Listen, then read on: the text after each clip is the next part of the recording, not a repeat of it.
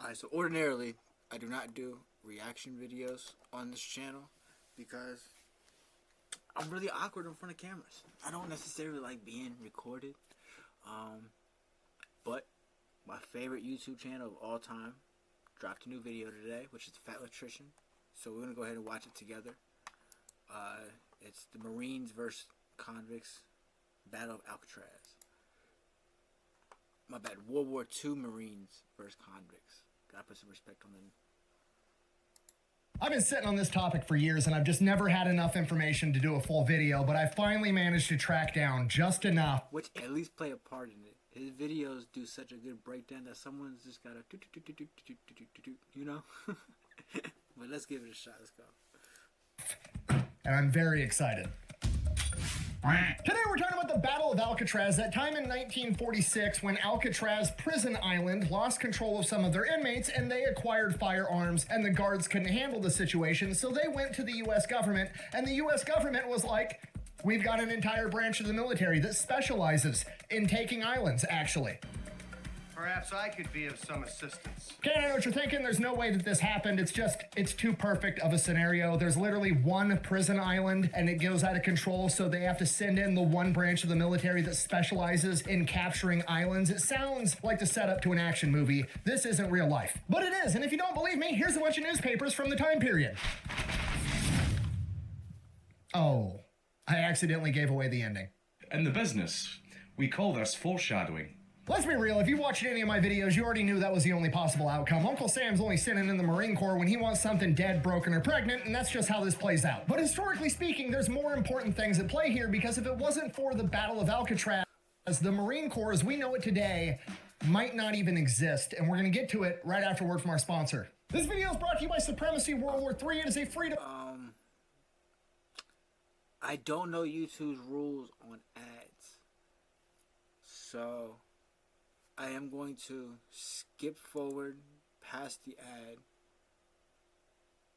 until I figure that out, because I don't want to get my channel in trouble. And you know, shout out to his promos though, so definitely go check out his channel. I will leave the link below. Go check his video out, watch his ads, support him for sure. It's an amazing channel of history. Huge conversation in politics and the military as how the military should function moving forward into the future, because World War II kind of turned all of the doctrines and warfare upside down on its head. You see, going into World War II, pretty much every country and most of the military strategists and tacticians all believed that the future of warfare was going to be battleships. Huge, massive, tough, heavy armored ships with massive guns that could just roll up to the enemy's coastline and shoot humongous rounds that weighed thousands of pounds at the enemy from 30 miles away. But in practice, that's not really how it worked out, because what World War II proved was that aviation was the future, because aircraft carriers dominated the seas and massive... I love that we have footage from back then, so you can see, even though it's black and white, you can see it. It gives you like that feeling, you know? It's pretty awesome. It's awesome. I'm about to edit a lot of cussing, just so y'all know. Bombing raids dominated the battlefield. Simply put, whoever has air superiority is probably gonna win. Because of that, in the wake of World War II, the United States government and the military is basically saying, okay, well, if aviation is the most important thing, we should probably have a branch of the military exclusively dedicated to aviation. The Army Air Corps should split off from the Army, become its own thing, the Air Force, and it is in charge of all aviation for every branch. As we know, it doesn't really play out that way, because the Army still has planes and helicopters, and the Navy still has fighter pilots and planes and helicopters, and there's the Air Force on top of that. But this is the conversation going on at the time. And because of that, the conversation turns into, okay, every branch has their one thing they do. The Navy has boats, the Air Force has planes, and the Army is in control of ground warfare. The problem is, where does that leave the Marine Corps? It doesn't, and that's how the conversation kind of devolves into maybe we should get rid of the Marine Corps. And while that is a horribly stupid idea, that's what they're talking about. So in May of 1946, the United States Senate is heavily considering slashing the Marine Corps' budget and downsizing the entire Corps, essentially getting the ball rolling on abolishing the... I did not know that, and that is crazy, because the Marines is like, up to this point, they were like the spear. You know, they did everything, like Dan Daly, all of them. Like, what? You get rid of the Marine Corps? Marine Corps entirely. And on May 6th of 1946, General Vandegrift, the Commandant of the Marine Corps, is scheduled to give a speech in front of the Senate to basically advocate for not getting rid of the United States Marine Corps and explain to all these politicians why it is such a horrible idea. But before he has the opportunity to do so, fate would step in and prove his point for him. May 2nd, 1946, there was an inmate at Alcatraz by the name of Bernard Coy, who's currently serving 26 years for bank robbery. His psychiatric evaluation describes him as, and I quote, in possession of superior intelligence, is prison-wise, reckless, impulsive, and erratic. Despite that, he has somehow managed to obtain a job as a prison orderly, which basically means that he's given free roam around the cell block, and he delivers mail and other things to the other inmates and just helps the guards do whatever they need to do. Utilizing this freedom of movement, he has conspired with other inmates and hatched a plan to escape. And one of his co-conspirators is a guy that has a job working in the kitchen by the name of Marvin Hubbard, who is serving a 99-year sentence for kidnapping, grand theft auto, and according to his official documentation, has an IQ of 65, which is a very polite way of saying, you're retarded. Okay, and I know what you're thinking. Why on earth would Bernard Coy, the criminal man... Another thing I love about his channel is this little in-between skits cannot be any more perfect. Mastermind want to team up with a moron in the kitchen that's barely qualified to make instant mashed potatoes to help him break out of prison. It doesn't make any sense. And at a glance, you're right. Okay, what you got to realize is we're talking about breaking out of Alcatraz. Nobody has ever managed to pull this off, and the only people willing to try are people that occupy the far ends of the bell curve. You're either highly intelligent and have a massive ego, and that's why you think you can pull this off, or you're over here licking windows for taste, and you think that anything's possible because you're kind of fucking stupid. Okay, if you're not picking up what I'm putting down, Hubbard was probably not Coy's first draft pick, but it was the only guy that would take the job. His third and final co-conspirator, on the other hand, is a guy by the name of Joe Kretzer, who has a massive criminal rap sheet that would ultimately culminate in him forming the Kretzner gang and would see him going around the country robbing banks, where he would ultimately wind up as public enemy number 4 with the FBI, which was that day's equivalent of the number 4 most wanted man in the country. After being captured, he was put in a different prison. He would ultimately escape from that prison for 3 days before being recaptured, and then while going through the court process for breaking out of prison, he would try to escape again, killing a federal marshal in the process, finally landing him at Alcatraz. So yeah, these are the 3 guys that started everything. That is a rap sheet right there. I was actually able to track down some footage of all 3 of these guys on May 4th, 1946. Roll the tape. This was Bernard Paul Coy, Kentucky bank robber. Tennessee kidnapper Marvin Franklin Hubbard is also taken to the city morgue. Joseph Paul Kretzer, California killer, reportedly the brains behind the attempted jailbreak.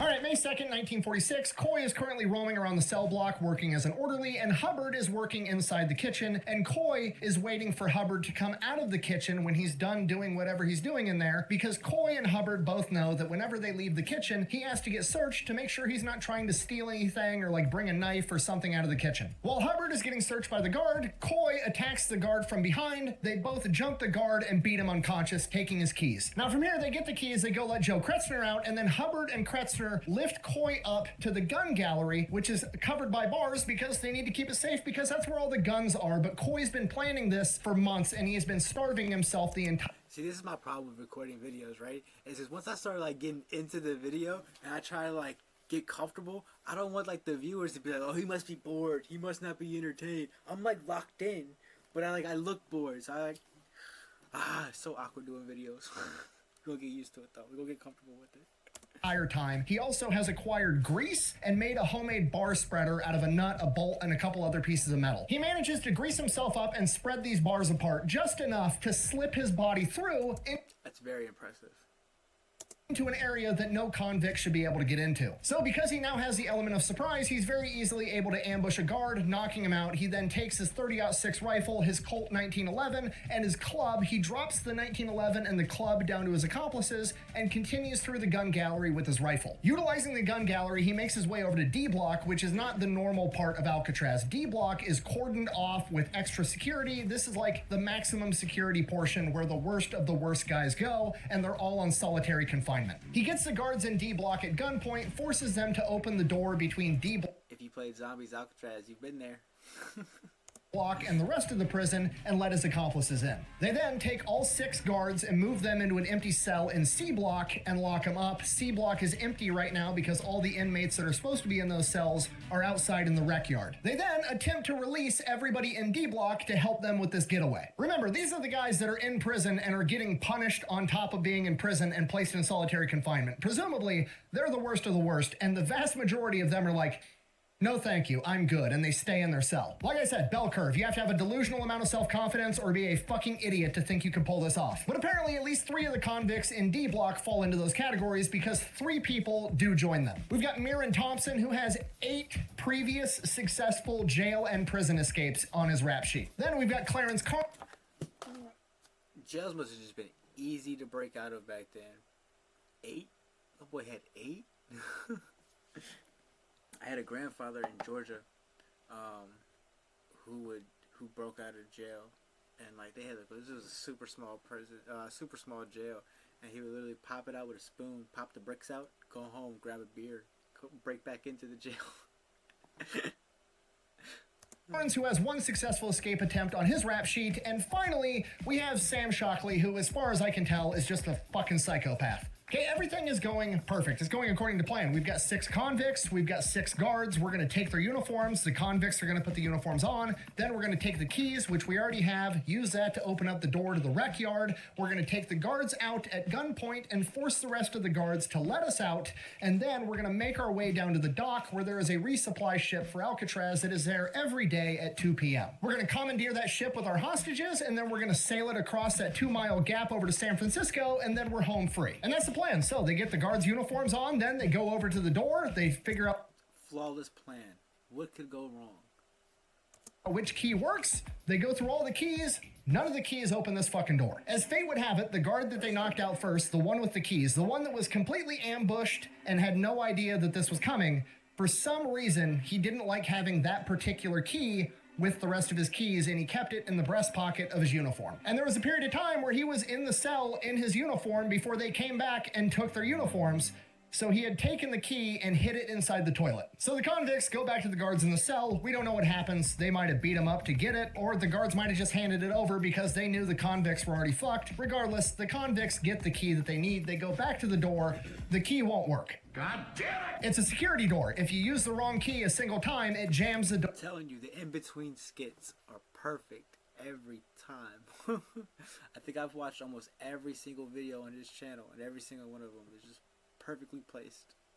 And then you have to have special equipment and maintenance and everything to come fix the door. The door's not coming open. They're fucked. Okay, plan B. Coy goes over to one of the windows from the gun gallery and takes aim at the guards inside the watchtower overlooking the yard and starts shooting at them. Now, he misses, but it doesn't really matter because presumably he wasn't even trying to hit the guard. He just wants all the rest of the guards that aren't under his control to know that they're trying to escape. Because now they got to come in here to stop him, and the only way to do that is to open the main door. So if they come in guns blazing, open the main door, and he can kill him first, he still gets to escape. Let's see if it pays off for him. From here, the convicts go. They get posted up by the main door, getting ready for this firefight. Sure enough, the guards come in, guns blazing. They walk right into this ambush. 1 guard is killed, 5 more are wounded, and they are forced to retreat, but they manage to shut the doors behind them, so now the convicts are still trapped. At this point, they realize they're totally screwed. Up until this point, they were just trying to escape. Yeah, they knocked out a guard, but everybody's still alive. Everybody's still breathing. Now, they've killed at least 1 guard and wounded 5 more. Now, if they don't somehow escape, they're either going to get the death penalty or they're going to spend the rest of their life here on Alcatraz, and the guards are going to make sure their lives are a living hell because they just killed at least one of their buddies. So now they're all starting to panic. Joe Kretzner, the hardcore gangster, America's public enemy number 4,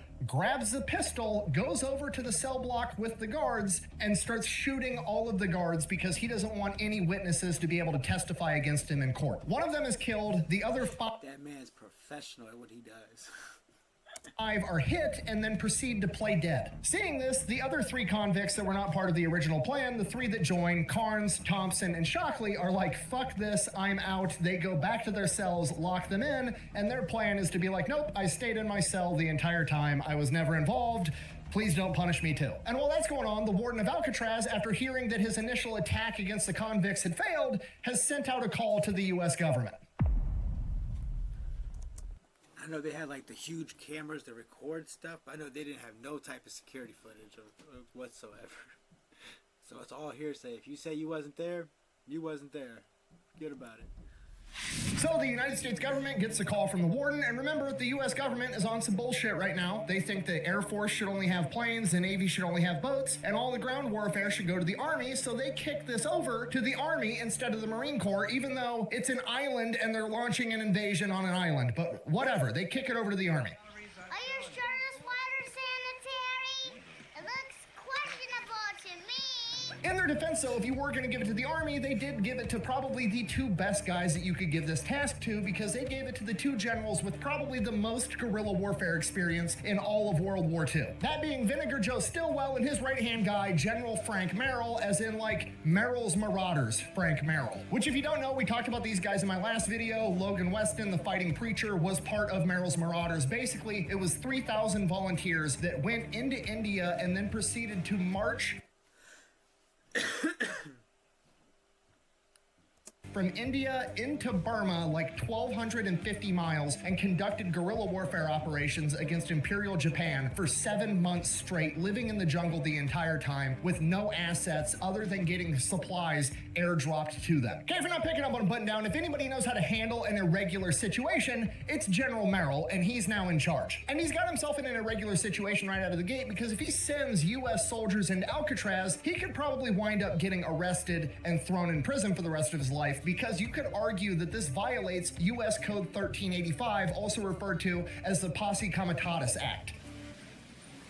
Come again. This is what you hear about anytime there's like riots or anything going on in the world and you're wondering why the president or the government isn't sending in the Marines and the National Guard to quell the riots. They always bring up this act because it's illegal. The only way the government can legally send in troops on federal orders to control the civilian population is if they have an act of Congress, which is going to take a while, doesn't really apply to this situation, or the governor of that state specifically requests it, which again is a government function that's going to take forever, and we don't have time for that shit right now. So Joe Stillwell and Frank Merrill's asses are quite literally on the line. If they mess this up and it goes sideways and the government needs a scapegoat, they're probably going to throw these guys in jail for saying that they violated this act, so the government doesn't take any heat for it. So whatever they decide to do, it's very important they follow the letter of the law exactly. And in order to do that, you got to read the law. So let's go ahead and do that. U.S. Code 1385. Whoever, except in cases under circumstances expressly authorized by the Constitution or an act of Congress, willfully uses any part of the Army, the Navy, the Marine Corps, the Air Force, or the Space Force as a posse comitatus or otherwise to execute the law. This has to be like a recent update, though, with the Space Force in there. Added August 1956. 1959, 94, December 2021. Alright, so I guess in December 2021, that's going to be the Space Force added in.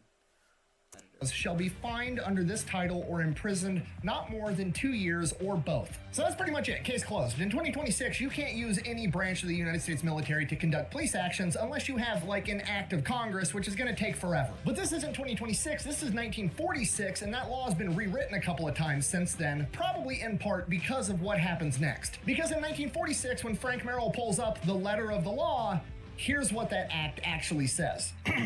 Quote, from and after the passage of this act, it shall not be lawful to employ any part of the Army of the United States as a posse comitatus or otherwise for the purpose of executing the laws, except in such cases and under such circumstances as such employment of said force may be expressly authorized by the Constitution or by an act of Congress. Okay, translation, he can't send in the U.S. Army. It don't say shit about the Marine Corps, okay? We're gonna follow the law to the letter. Ladies and gentlemen, we have a loophole. There's always a loophole. That's why you gotta have a good lawyer or find a friend that knows the law, because there's always a loophole. General Frank Merrill, the guerrilla warfare expert, is literally going to use the Air Bud legal defense to send in the United States Marine Corps to take out a bunch of convicts, and the fact that the Marines are nicknamed devil dogs makes that even funnier. Ain't no rules in the dog can't play basketball. This is a joke. Now, is that in accordance with the spirit of the law? Absolutely not. But is it to the letter of the law? Yes. Yes, it is. If you're the first one to do it, it can't be illegal yet. It's never a war crime the first time. Them's the rules. So General Merrill presumably calls up the Marine Corps and is like, hey, I need a bunch of Marines to break into a prison on Alcatraz and take out some armed convicts. And the Marine Corps is like, I've got the perfect guys. It's never a war crime until everybody's like, hey, whoa, buddy, you did a little bit too much there. Add it in. May 3rd, 1946, at 6 p.m., an assault boat full of 2 platoons of Marines, approximately 86 guys, rolls up to Alcatraz. These Marines have just got back home to America from Guam, where for the past 6 months...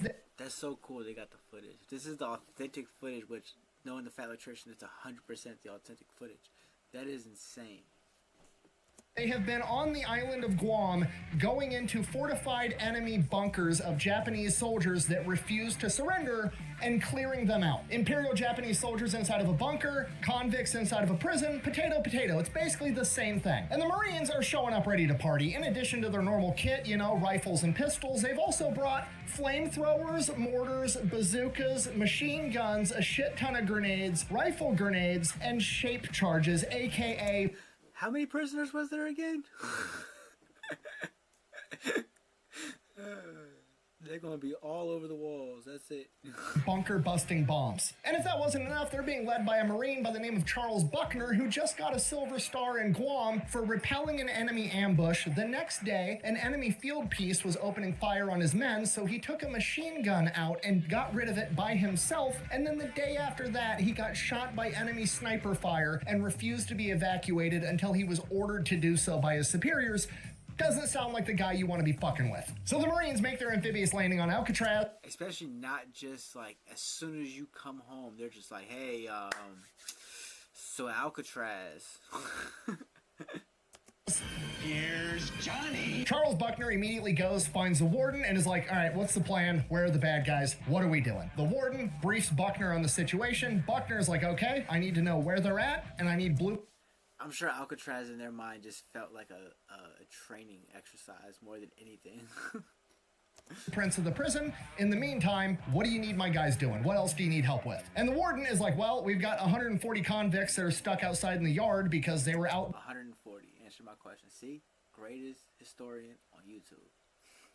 There when the prison got taken over, and we're just kind of watching over them. They've been out there all day yesterday and all this morning. We could use some guys out there helping watch these guys. Buckner is like, all right, go ahead, take care of it, boys. The Marines run out to the yard, you know, they get up on the perches around this wreck yard, and the Marines are standing there with their guns just looking down at all these convicts. And the convicts, you know, they're thugs, they're hardened criminals. They think they're tough because they robbed a bank with a Tommy gun, and they're looking up at these Marines who are all presumably 18, 19, 20, 21-year-old kids, and they start talking shit. Now, this is based off the recollection of the guards and the Marines that were later interviewed, but supposedly one of the convicts yelled up, Them old Marines back then, superheroes.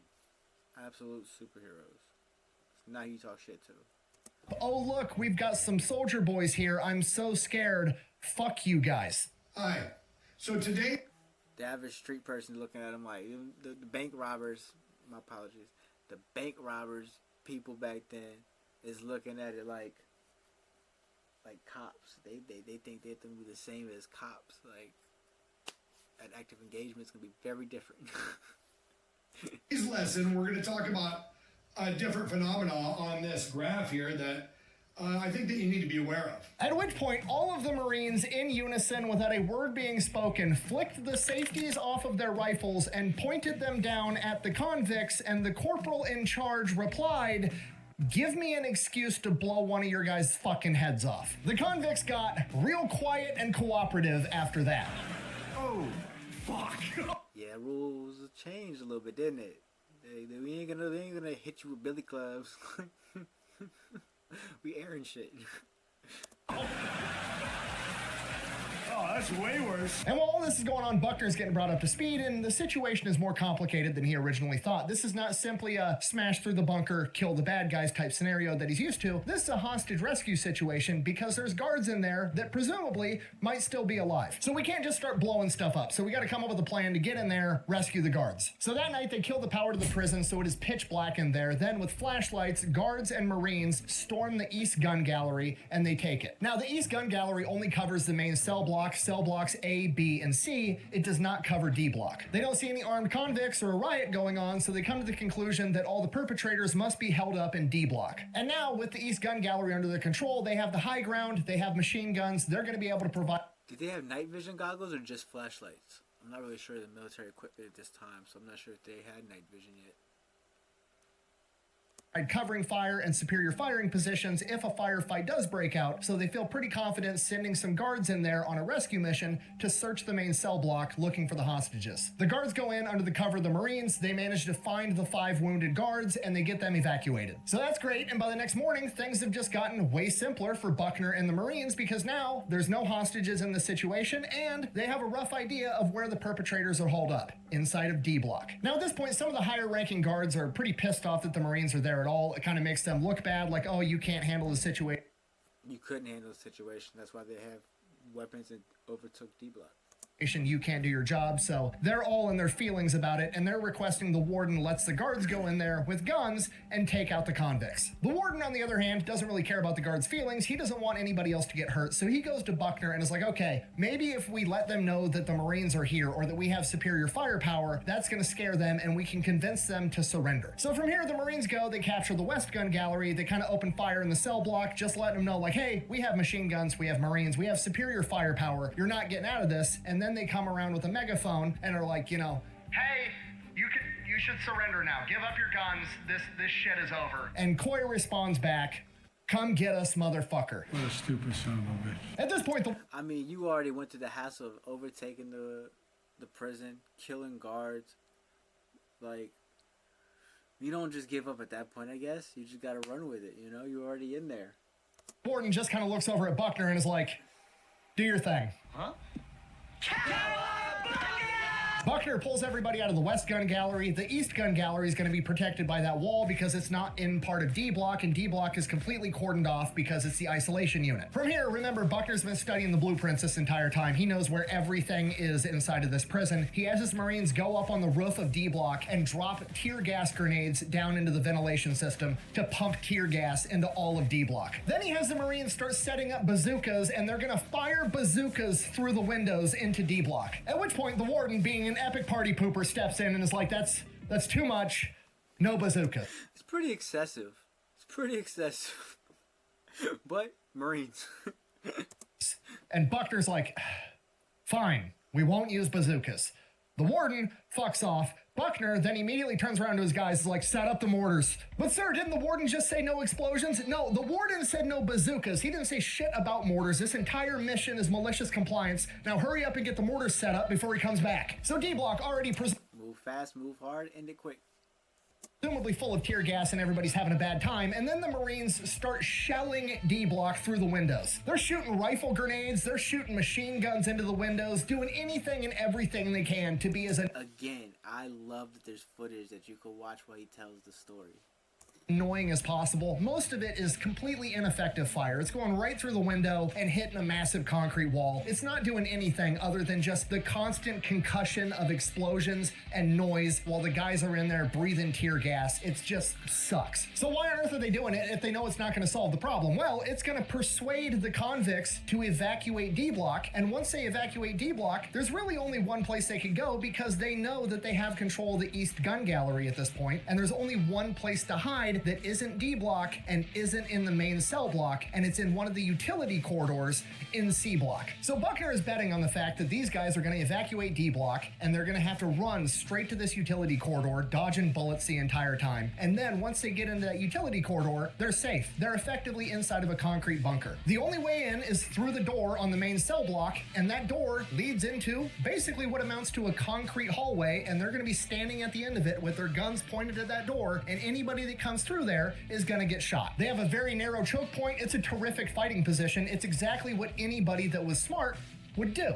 The convicts are going to turn this into their own little miniature Battle of Thermopylae. From there, we will funnel them into the mountain pass we call the Hot Gates. The plan works like a charm. Eventually, the convicts decide they got to get the fuck out of D Block. They immediately run to the nearest cell block C, and go straight into the utility corridor, the only place that's safe. Presumably, the guys in the East Gun Gallery see them run into that utility corridor and notify Buckner. So the plan worked, which raises a question. Why on earth is this the plan? Why would you intentionally force your enemy into the most fortified, defendable position possible before you go and try to take them out? Because now, presumably, the only way to go in there and kill these guys is to walk right into the narrow choke point that they're pointing guns at, and some of your guys are going to wind up getting killed. Which is why Buckner has an alternative plan. You gotta remember, this guy just got back from Guam and his entire job was killing Japanese soldiers inside of bunkers, okay? If you're not picking up what I'm putting down, this guy has had time to develop and refine some very creative ways to kill the enemy. Once Buckner gets word that his plan worked and they're in the utility corridor, he orders his guys to quit the mortar fire but keep some suppressing fire from the machine guns going into D block just so they don't double back. He then grabs a bunch of Marines, tells them to grab all the grenades and rifle grenades that we have, and heads up to the roof. Wait. What I said was, give me all the bacon and eggs you have. Now, as you can see from the map, the C block utility corridor pretty much runs the length of C block, which is basically the length of the prison. So once they get up on the roof, they measure out where this utility corridor is approximately at, and then they proceed to beat, drill, and chisel 5 holes running the length of this C block utility corridor. They then proceed to grab rifle grenades, put them on their rifles, shove their rifles into the hole, and fire the grenades. And then they keep doing that, firing at all different angles, making sure they cover every square inch of this utility corridor. And they do this until they run out of rifle grenades. Now, are the convicts dead at this point? Almost certainly. Are the Marines gonna stop? What were they carrying on the stretchers? They wasn't killed with bullets. Absolutely not. Now, why would they do that? Well, if I had to bet, I would say the official excuse is going to be, we wanted to make sure we were thorough. We wanted to make sure we got the job done. In reality, I've been around grunts long enough to know exactly what went through their head, and that thought was, I'm not about to carry 500 frag grenades back down from the roof. We're using these bitches, so I don't have to carry them back and turn them back in at base. From here, the Marines proceed to Logic. lower frag grenades down the holes on wires with strings connected to the pins, and once they lower it down far enough, they yank the string, pull the pin, so it's an air burst, and you get a full 360 explosion instead of it just detonating on the ground. Which is hilarious, because like I already said, the convicts are probably already dead, but if they're not, they're just looking up at these holes with grenades getting lowered right on top of them like... So that goes on for a little while, then they just start pitching grenades down these holes until they run out. And then they throw the shape charges and pretty much every other piece of explosive ordnance they have down the holes as well, because, well, you know, I don't want to carry that shit back with me. And earlier when I said 500 grenades, I was not exaggerating. They literally put 500 grenades into that utility corridor. Is that overkill? Absolutely. But you know what? Overkill is underrated. They went up there, they killed the bad guys, they made the world a better place, and now their backpack is a little bit lighter for the journey home. Everybody wins. From here, Buckner goes back, has another little meeting with the warden. Warden basically comes out and asks him, are they dead? And Buckner, I'm paraphrasing here, responds with, if there's any convicts left, they're definitely corpses. I'm pretty tired. Think I'll go home now. And then Buckner grabs all his stuff, grabs his Marines, they board the assault boat, and they leave. Then the guards grab their guns, they go into the main cell block, and the entire prison is flooded. There is water and sewage everywhere. Gotta remember, the Marines just blew up the utility corridor. That's where They pretty much blew up everything. all the water pipes and all the sewage pipes and all the electrical and all the important infrastructure stuff for the prison is located. So presumably that's all junk now. There's both literal and metaphorical shit everywhere. They make their way to the utility corridor. They don't really know what happened, so they open the door and they just open fire into this corridor for a little while. Then they wait. There's no return fire. Okay, these guys must be dead. They find what's left of the 3 remaining convicts, and that is the end of the Battle of Alcatraz. Obviously, there's a lot of interviews and interrogations that went on afterwards, trying to figure out everything that happened. And during those interviews and interrogations, the other 3 men that did participate to some degree in this riot were found out, and 2 of them, Thompson and Shockley, both received the death penalty. Clarence Carnes, on the other hand, managed to avoid the death penalty because some of the guards that were shot inside that cell did testify that Clarence Carnes tried to prevent Kretzner from shooting them, so he managed to avoid the death penalty because of that. He did, however, spend the rest of his life in prison until he passed away in 1988 from AIDS. How you get AIDS while you're in prison, I have no idea. I may not have a brain, gentlemen, but I have an idea. Other interesting trivia fact is that the most famous Alcatraz escape was in 1962. This is the one that the movie Escape from Alcatraz is based on. And both... Alright, so that's what I've always thought Alcatraz was. This story is completely new to me, and this was an amazing story. In real life and in the movie, the convicts managed to escape their cells by digging through weakened concrete, and it is believed that that concrete was weakened because of all of the water damage caused by the Marines and their grenades. Did I do that? Now, where does this leave the Marine Corps as far as are they going to get disbanded or defunded? Well, the Battle of Alcatraz lasted from May 2nd to May 4th of 1946. And like I already said at the beginning of the video, General Vandegrift, the Commandant of the Marine Corps at the time, is already set to testify in front of the Senate in 2 days on May 6th. And on May 6th, when he steps into that Senate hearing, Marines take over Alcatraz from armed convicts is on the front page of every newspaper in America. He has all the positive PR he could ever ask for. And with that, the United States Marine Corps solidifies and reaffirms its place and its belonging in the United States military, and that is a story of the Battle of Alcatraz when they called in the Marines to take care of a prison riot. Thank you for watching. Best way to support the channel is go buy some merch, maybe drink some Echelon. Links to both of those over at thefatelectrician.com. Quack bang, out. Man, that was actually a fascinating story that I had no idea even was a thing. When I first saw Alcatraz, I just assumed that he was going to do the story about the people who escaped Alcatraz. Wow, great story. Make sure y'all go check out The Fat Electrician. Don't forget to subscribe, put a like on the channel. Man, it's a great story. It's a great story. Let's hope this video don't get flagged to be my first reaction channel.